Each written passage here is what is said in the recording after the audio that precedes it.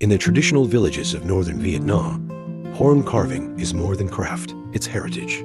At Tonkin Handicraft, we transform natural horn into elegant napkin rings by hand. The process begins with ethically sourced horn, cleaned, softened, and cut into circular blanks. Every piece is then cut into round blanks.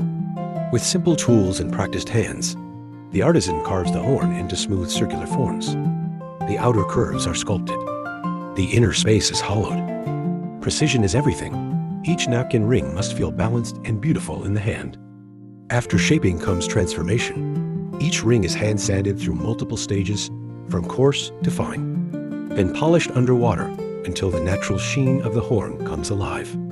No two rings are ever the same. Each piece glows with unique patterns, textures, and tones, just like nature intended.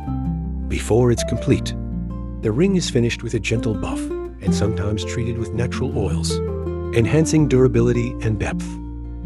At Tonkin Handicraft, we believe beauty lies in the details.